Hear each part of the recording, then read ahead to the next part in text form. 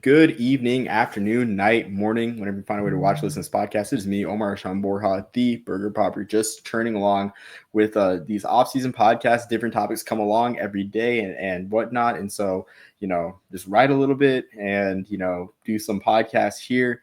And I'm joined today by old guest on the podcast, someone who stood in for me whenever I was out doing Army stuff.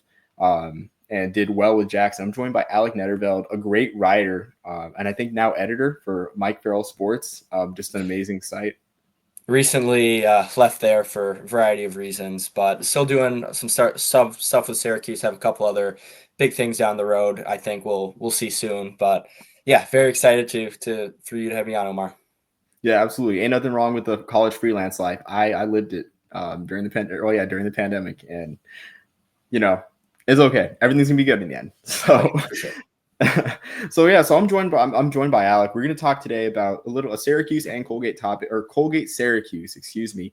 Just a historic rivalry, as last week the ACC just randomly kind of announced their slate of weeknight games for the year, which is great. It gives fans a sizzle, a little taste of what's to come. Some showcase games, some standalone games for the conference. Nothing too out of the ordinary for the league, except the fact that Colgate Syracuse, a game that would normally be destined for just Saturday noon Eastern time filler on the ACC network, possibly ACC network extra, was moved to a Friday night.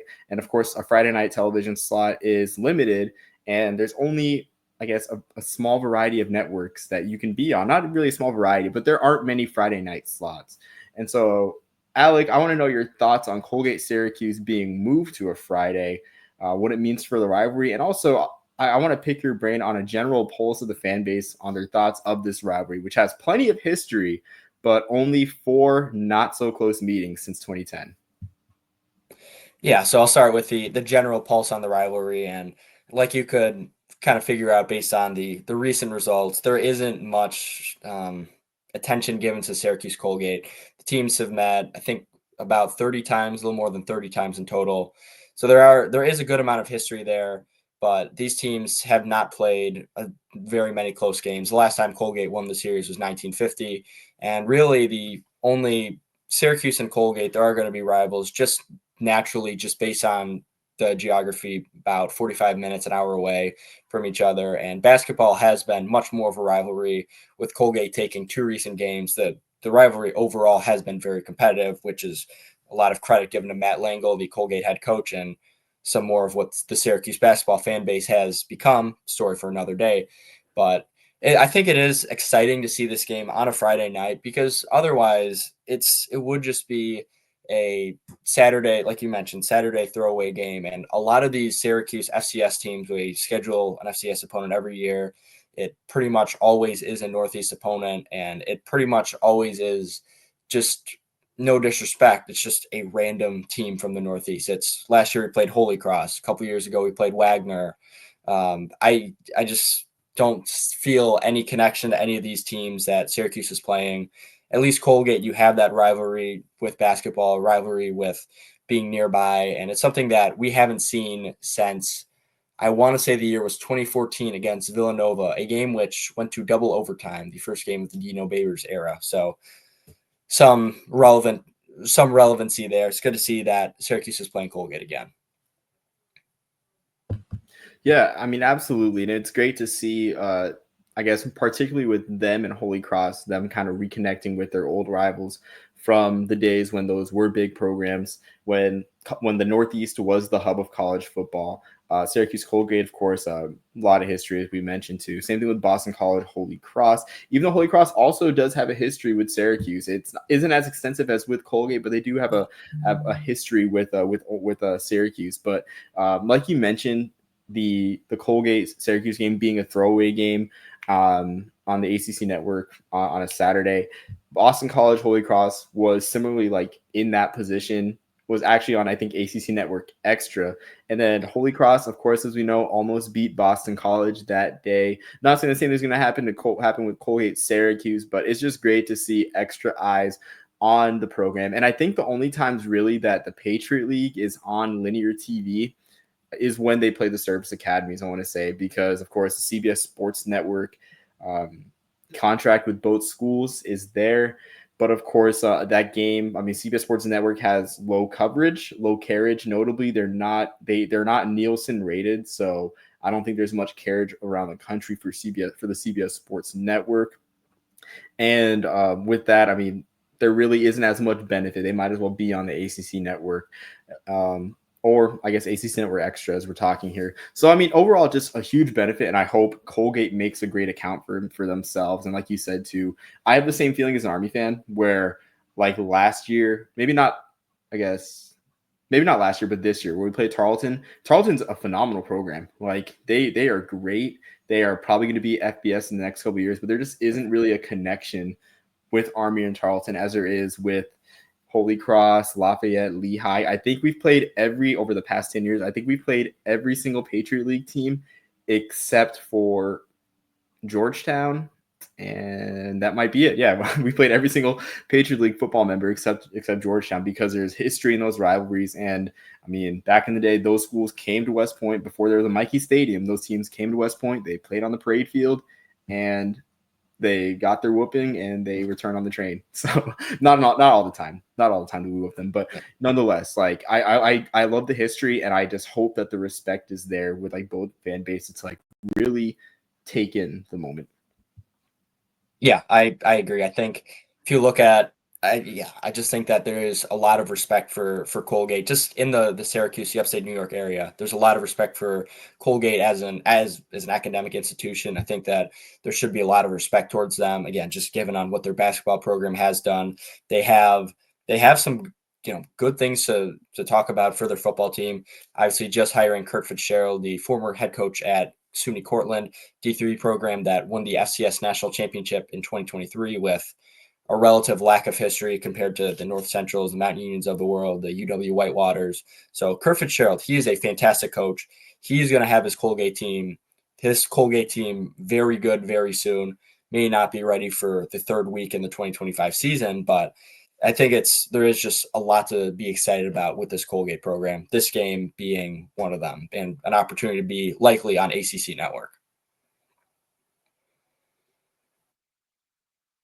Omar, you're muted. My bad. And on a Friday night with less competition, of course, the Fox game, it is going to be competition, probably going to get most of the viewers.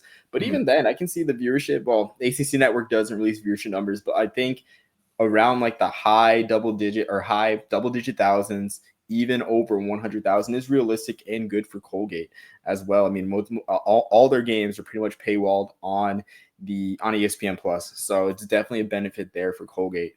But on to a wider, I guess, topic related to this.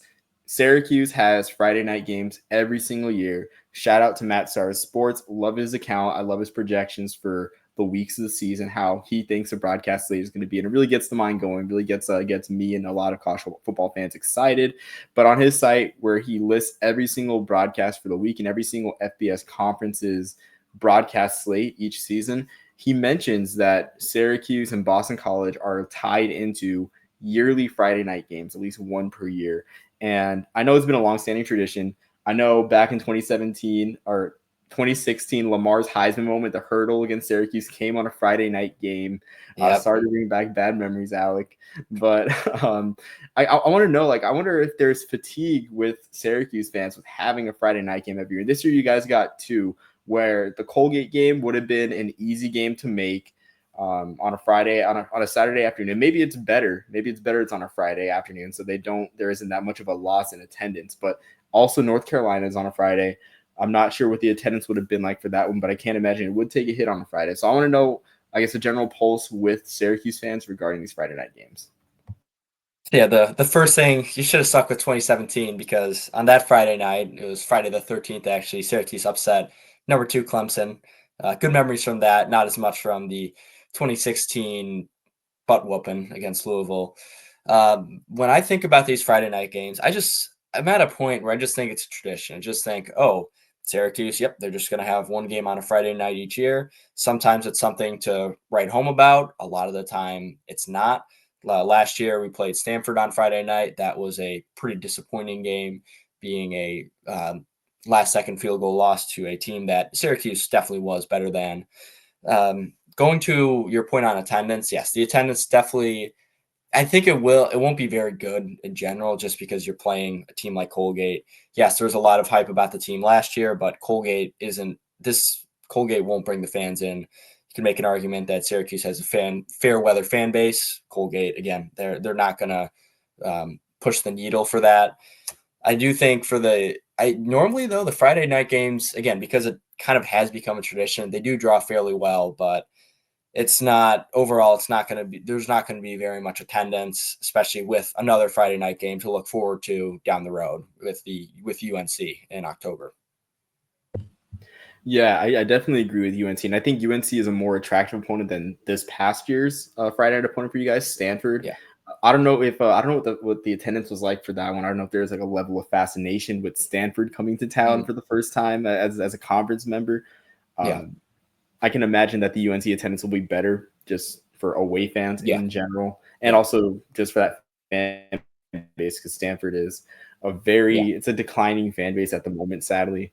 But I like the point you made about it being a tradition, and reminds me of like when I was a kid when Army was with ESPN and most of their games were on ESPN Classic, but they had one Friday night game per year that was on an ESPN network. And so I can remember as a kid in 2009 when Joe Tessitore was at West Point calling Army Rutgers. And looking back, it's a really cool experience. We didn't win that game. We didn't win any of the Friday night games, but we attracted a few two marquee opponents on a Friday night game. We had ranked Iowa State in 2005, which we lost by one score. We blew a one touchdown lead in the fourth quarter. That's actually the first Army game, one of the first Army games I can remember.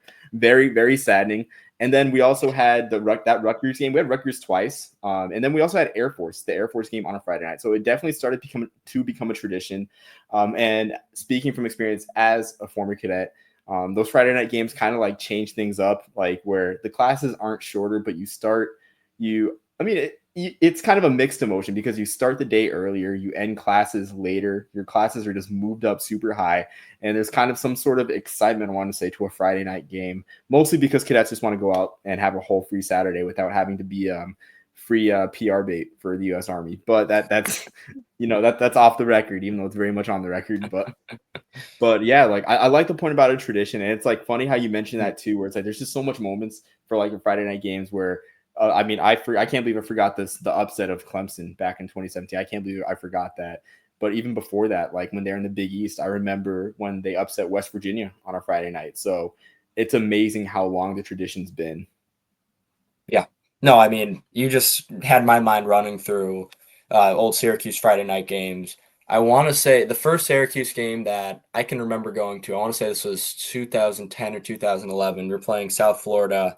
And I remember we got killed that game. I really remember the only reason I went to that game is there's some ticket package. You could go to that game, and then Syracuse had a basketball game on Saturday. Yeah, you got a ticket to both games. My dad especially was a huge Syracuse basketball fan, so just went to that game, went to the football game as well. And yeah, it just shows how long Syracuse has had a Friday night game for. Again, there's really no rhyme or reason to what teams we played. Another game that I just remembered was in 2022 when Syracuse had that hot 6-0 start. We had a Friday night game against Virginia that ended on, I want to say Virginia missed a field goal late. Syracuse ended up winning, and again, it led to that really good start in 2022. In 2021, a year prior, what was it? It was a game-winning field goal from Andre Smits against Liberty. So it's just, we've done this Friday game for so long now. I think we had 2 Friday night games that year in 2021. I think we hosted Clemson, game that we almost won, but sorry for another day in Dino Babers' coaching decisions. But yeah, it is a thing. Syracuse just plays Friday night games. It is what it is. The fans are there for the most part, especially for UNC. I think they certainly will be there. It's a thing. And I have pretty good memories with it. I think that this should be another good game for the fan base and a lot of young fans who may be going to their first Syracuse game or one of their first Syracuse games. Hopefully they can get some fond memories of what likely will be a easy win. Sorry, Colgate. Yeah, absolutely. I'm sure they definitely understand. But just one more topic, just going back to Sure. the Friday night game, as we talked about a little bit before. So Colgate, this game was moved this Colgate was moved to Friday, of course, but now it puts an extra day of rest leading into the Clemson game at Death Valley. And so I want to know your thoughts on that, on the outlook of the team going into that game, whether there's a legitimate chance that Syracuse could beat Clemson at Death Valley, which I can't remember the last time that Syracuse has beaten Clemson at Death Valley. I think all their wins since they've joined the conference have been at the Carrier. Sorry, isn't the No, RMA call it the Dome? Carrier Dome. Call it the Carrier Dome, please. I don't. We've only beaten Clemson once since joining the ACC. That was 2017. There have been a lot of close calls, though. A lot of games that a bounce of the ball here we could have won. 2018 was the biggest example of that. I want to say we've never won at Death Valley. I think we only have one other win against Clemson, and that was in a bowl game back then, back in the day. Besides the point, though, yeah, this Syracuse team definitely lost a lot from last year. I'd say we would have a pretty good chance at upsetting Clemson in Death Valley a year ago. Maybe not so much. But what Syracuse does have is the Clemson game is week 4 in 2025. Week 1 is Tennessee. You're going to learn a lot about your team when you play a team like Tennessee, and it may be bad and may be good. We'll find that out. But regardless of what happens after that, Syracuse is going to have two, I guess you could say, cupcake games. One is UConn, the other is IC Colgate. Yeah, after that, you have 8 days. You have an extra day of rest to get ready for Clemson. That, in theory, it should help. Having an extra day doesn't hurt. I don't really love Syracuse's chances, but by week 4, you will have a lot of young starters. They'll have at least 3 games of experience, one being a big game against Tennessee. That should help. You won't have as many of the jitters of playing on the road for the first time. The Tennessee game is in Atlanta, which is a neutral site, but there should be more Tennessee fans, and there should be a lot of noise a lot of noise as well to worry about and get adjusted to. Again, I don't like Syracuse's chances. This Clemson team looks to be very good. It's hard to put faith in a team that lost so much to win a game against a playoff team in a stadium they've never won in, but extra day might help. That's all I'll say. Yeah, exactly. You never know. You never know. I mean, and I think also too of note, I think it's good to have the Colgate game on short rest. On short rest after the UConn game, because UConn, you know that they're going to be fired up for that game. You know that they're going to want to either take it to their old Big East rival, but also kind of showcase themselves to the Big 12 and the ACC, because those realignment questions are always looming for UConn. They're always on the doorstep of those realignment talks. So it's going to be a physical game, and Jim Moore's team plays physical. They love to run the ball, and so it's good to have Colgate on a short week and then turn it around on 8 or 7 days rest against Clemson. So I think this is masterful scheduling. I want to say, like, the more I think about it now, I thought the ACC was behind this. But I want to say Clemson or Syracuse kind of might have reached out a little bit, but I mean it's good scheduling. Yeah, it definitely helps Syracuse. You should be able to take on Colgate on a short week, even with UConn being a physical team and certainly having something to prove. So I don't know if Fran Brown had any involvement in this. If he did, he knows how to be a good head coach. I'll say that. Yeah, exactly. And about Fran Brown, I got to bring this up. I mean, with it being a Friday night game, it'll be an extra day without a shower if the Orange do lose. So I hate to be that guy. Yeah. Better be UConn now. So, yeah, exactly. So with that, I think we covered all the topics that we talked about beforehand for discussing. Now, Alec, the floor is yours. If there's anything you want to promote, your new work, your new platform, or anything else or anyone that you would like to shout out. Only thing I will shout out, I'll do a little bit of a shameless plug here. Over on Inside the Loud House, that is the Syracuse site that I have been writing for. Been a little busy with some other things going on with me, school, and I don't want to talk about it too much.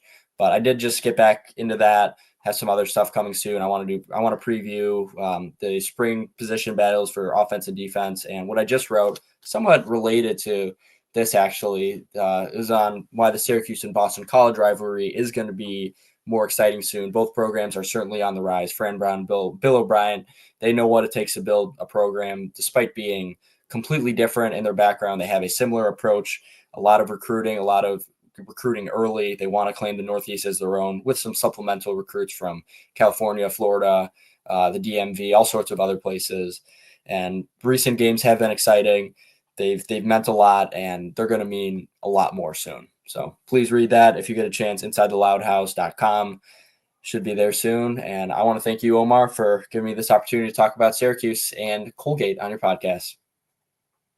Yeah, absolutely. Thank you for just being flexible as well, and just always just being down for discussion.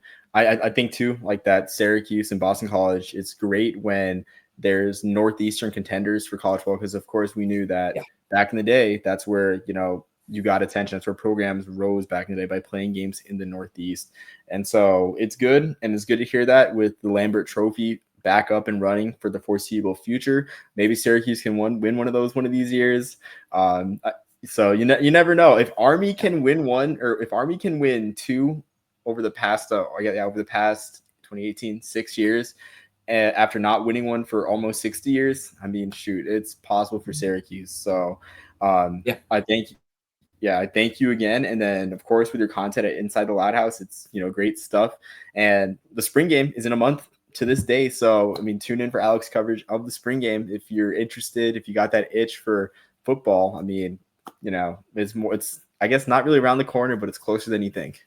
It's soon. It's something to look forward to. Just 1 month. Spring practice starts in, I want to say, 8 days now. So that's coming up soon. Lots to be excited about.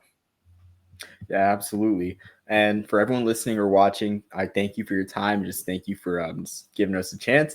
I guess I should say this all the time now, but make sure you hit that like and subscribe button on either Spotify or YouTube. Those are two main platforms. I probably should say that because I noticed all these YouTubers say it anyways. Probably should have said it at the beginning.